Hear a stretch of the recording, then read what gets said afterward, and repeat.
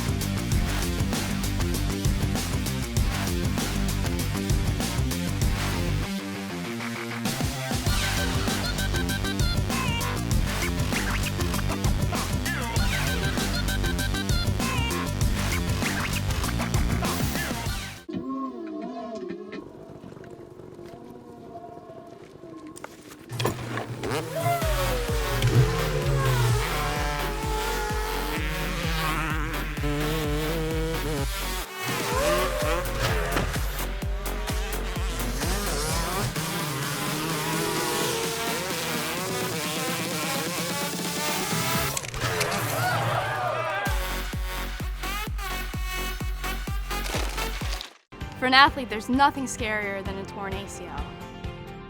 Athletes trust us with their care and their careers because we're a recognized leader in sports medicine. Get back to your active life sooner with MedStar Sports Medicine. White Market's ice cream plant is based in Sunbury, Pennsylvania, and it's locally owned and operated. We've been making our ice cream for nearly 50 years. We create roughly 70 flavors of ice cream right now. We use local ingredients, especially our cream, which is from our milk plant. The cream is what gives our ice cream a rich and creamy texture. Now, together with our customers, we've created a product called Peanut Butter Indulgence, which will be coming out this summer.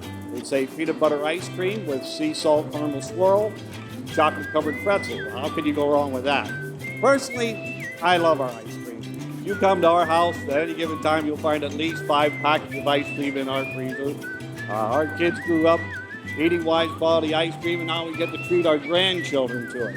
It's been a pleasure for me to be tasting ice cream for over 40 years to Wise Markets, and I'm loving every minute of it. Hello and welcome inside the Towson Sports Network studios for today's episode of the Tiger Football Report. I'm your host, Spiro Morekas. The Tigers traveled down to Florida for the first time in school history to take on the University of South Florida Bulls. The Tigers fell to the Bulls by a score of 56-20. Let's take a look at the highlights.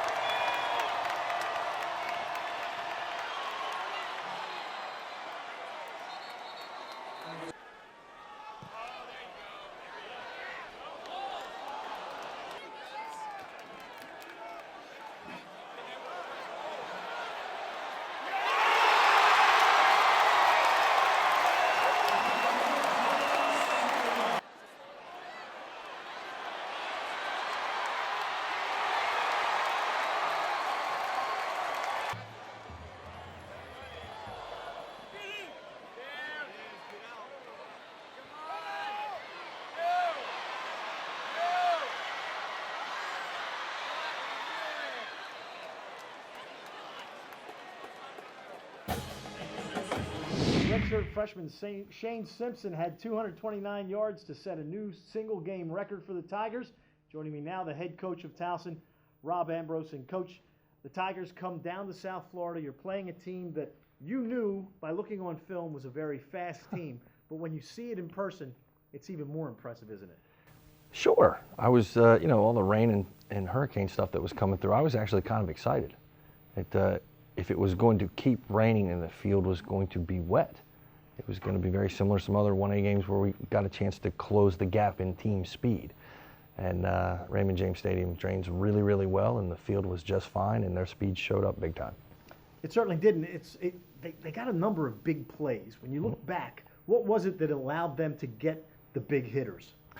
Not getting off blocks. Mostly the speed sweep stuff was we just didn't get off the block. They got locked out on guys that had longer arms and longer reaches than we did, and technically we got beat, and then we got run by twice for bad eyes and bad technique. So, didn't give up too many sustained drives, gave up big plays, and I said if we didn't give up a bunch of big plays and didn't turn the ball over, we'd have a chance to win, and we didn't do either one of those. Key play in the game. It's 14-10. You're driving. You get to midfield. You have 4th and 2 at their 49-yard line. Shane Simpson not quite able to hang on to the football. And I guess when you look back, it could have been a huge, huge game. Yeah, woulda, coulda, shoulda. No, it was a good play call. It was executed well by 10 other guys, and Shane lost the handle on it.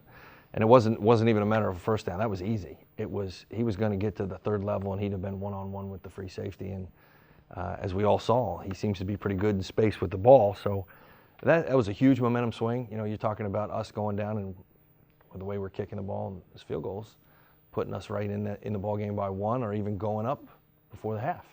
And huge momentum swing, huge. Now, Shane does set the school record for most kickoff return yards.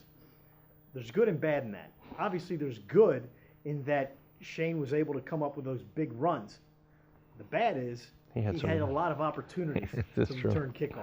Everybody said, "Oh my God, this is great. Your return guy's so good." I go, "Yeah, not bad for the backup." And he is. He's the backup. So in a span of 2 years, we've broke the record twice, and I pretty much guess we're going to break it again before these kids graduate. But you'd like to be on 3 or 4 returns. Oh no, I 8 just or 9. We'll go with 2. That'll be fine. Break the record with 2. Quarterback Morgan Mahalik, his first game, first time he's played in almost 3 years. So obviously for him, even though he's practiced last year, he was the scout quarterback for Oregon.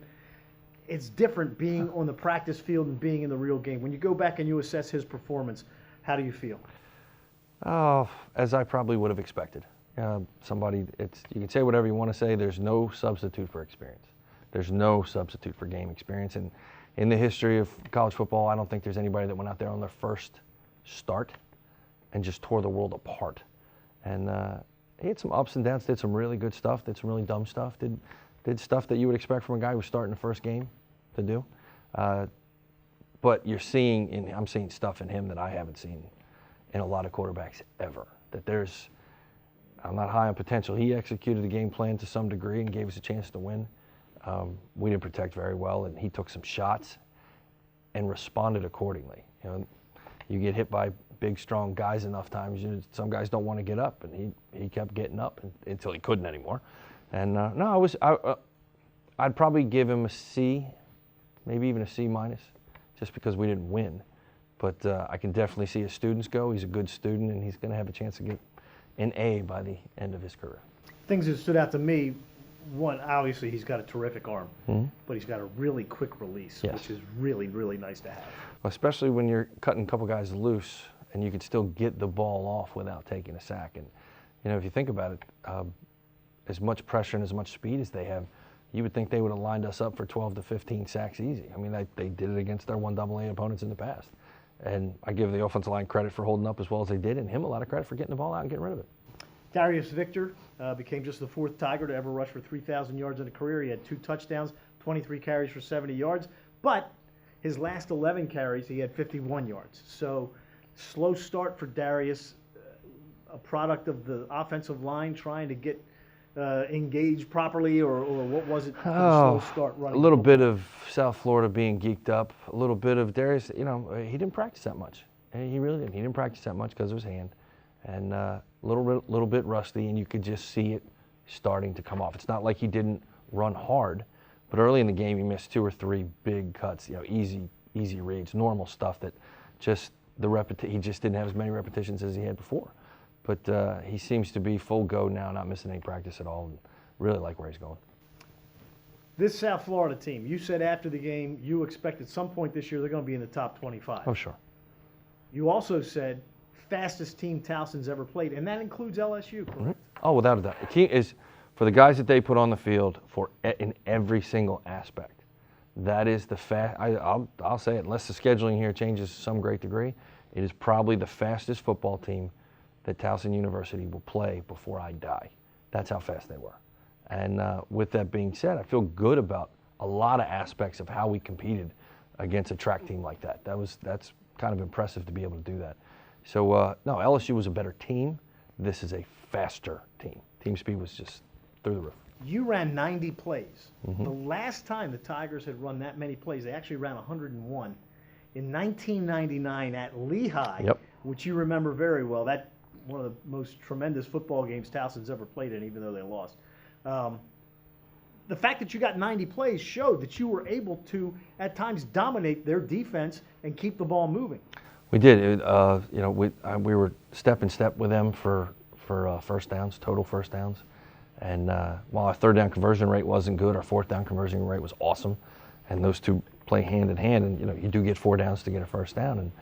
And we'd said before that any time that we can continue to grind out the clock and keep an explosive, talented offense like that off the field, we'll have a better chance to win. And there were aspects that we did very, very well in this. You can't turn the ball over 4 times, 3 of which are going to result in 21 immediate points, and expect to be able to win against a team that good that fast. You just can't. On the defensive side, Pettis Dixon comes up with an interception, which had to make you feel good for the freshman? Oh, yeah. We knew he was a little bit untested. We liked him, his potential. But again, he made some really, really great plays. You go down the hill and talk to him, he'll tell you he made some really bonehead plays too. But you can definitely see not only was he good and productive, you can see where his ceiling is really high, and he's got room to grow, room to get better. He's just getting the grasp of the defense now. Imagine what happens when he can master it. Well, it's just one game in this 11-game season. That will do it for today on the Tiger Football Report. Join us next time on TowsonTigers.com or the Towson Tigers on YouTube, where Coach Ambrose and I will preview the Tigers' home opener against St. Francis. For head coach Rob Ambrose, I'm Spiro Morekas. Have a good weekend as always. Go Tigers.